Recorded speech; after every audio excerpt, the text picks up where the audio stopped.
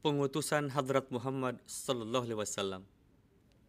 Ini semata-mata merupakan ihsan dan karunia Allah Ta'ala yang telah menganugerahkan kebaikan yang luar biasa kepada kita dengan mengutus Rasulullah sallallahu alaihi wasallam.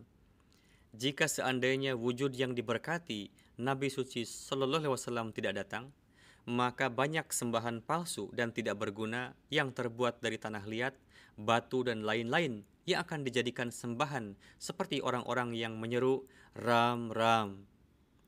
Puji syukur tak terhingga kehadirat Allah Ta'ala karena Nabi Maksum Sallallahu Alaihi Wasallam telah datang dan menyelamatkan kita dari penyembahan berhala. Ini adalah rahasia yang mendasari fakta bahwa hanya Rasulullah dan hanya beliau sendirilah yang telah meraih derajat kehormatan ini sebagai balasan atas ihsan-ihsan beliau yang berbunyi, Innallaha wa malaikatahu yusalluna 'alan nabi ya ayyuhalladzina amanu sallu 'alaihi wa sallimu taslima. Sesungguhnya Allah dan para malaikatnya bersalawat untuk Nabi. Hai orang-orang yang beriman, bersalawatlah untuknya dan sampaikanlah salam keselamatan kepadanya. Al-Ahzab ayat ke-57. Di sisi lain, umat Hindu telah menciptakan 330 juta dewa. Melihat keadaan dunia pada waktu itu, tidak ada yang tahu di manakah para pemegang tauhid berada. Dari ini dapat diketahui keberadaan Allah Ta'ala dan ghirahnya menuntut penyebaran petunjuk di saat-saat kegelapan. Orang Hindu menyeru Ram Ram, sementara orang-orang Kristen menyatakan Tuhan Yesus, Tuhan Yesus. Tidak ada seorang pun yang menyebut nama Tuhan. Nama agung dan mulia Allah Ta'ala tersembunyi di balik jutaan tabir.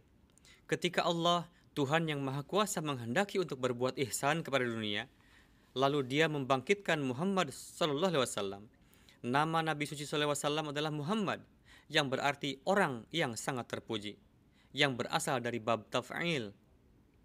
Penyebabnya adalah bahwa seseorang layak dipuji sampai tingkat yang setara dengan jasa-jasanya.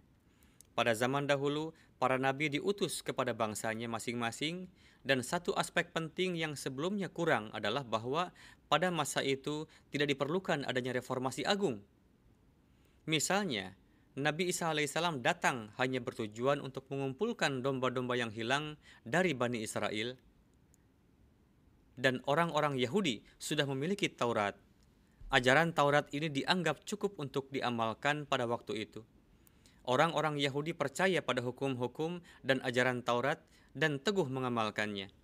Namun ada beberapa kelemahan akhlak tertentu yang timbul di dalam diri mereka.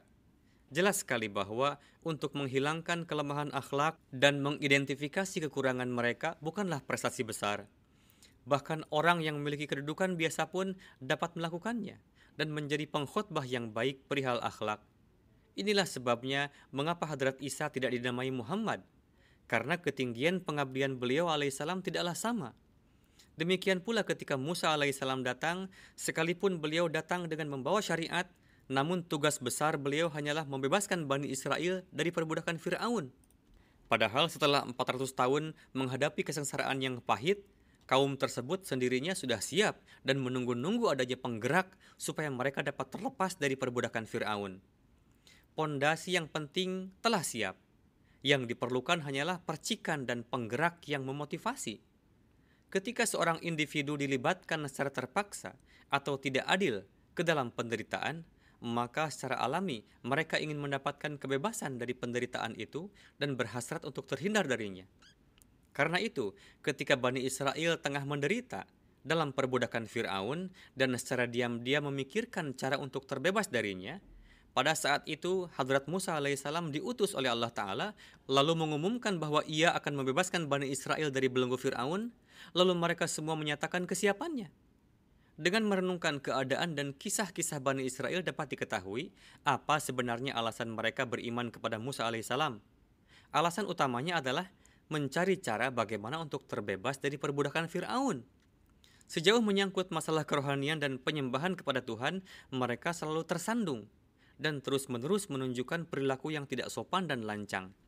Sampai-sampai mengatakan, Lan nu'mina laka hatta narallaha jahratan. Kami tidak akan pernah mempercayai engkau sebelum kami melihat Allah berhadap-hadapan. Al-Baqarah ayat 56. Kemudian mereka juga berkata, "Idhhab anta wa rabbuka faqatila inna hahuna qa'idun." Karena itu, pergilah engkau bersama Tuhan engkau, lalu berperanglah engkau berdua. Sesungguhnya kami hendak duduk saja di sini. Al-Maidah ayat 25.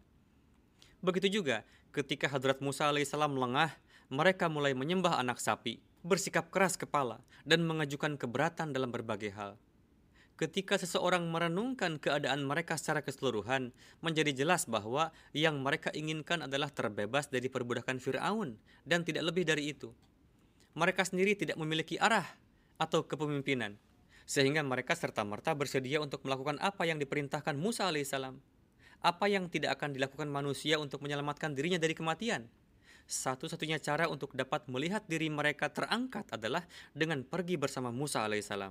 Tetapi pada akhirnya, mereka menjadi batu sandungan di jalan kesuksesan Hadrat Musa. Singkatnya, Musa alaihissalam tidak perlu untuk berusaha keras dan gigih.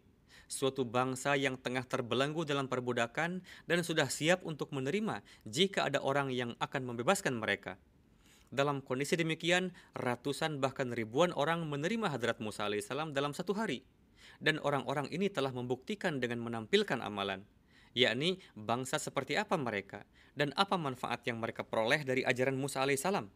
Singkatnya, mengeluarkan mereka dari Mesir bukanlah prestasi besar. Ketika tiba saatnya bagi mereka untuk direformasi, dan ketika Musa alaihissalam berusaha untuk mengubah mereka menjadi penyembah Tuhan sehingga mereka dapat memasuki tanah yang dijanjikan, era ini dilewati dalam kelancangan, rasa tidak hormat, dan pelanggaran internal. Bahkan Musa alaihissalam sendiri tidak dapat memasuki tanah yang dijanjikan, dan karenanya beliau juga tidak dapat diberi nama Muhammad atau yang terpuji.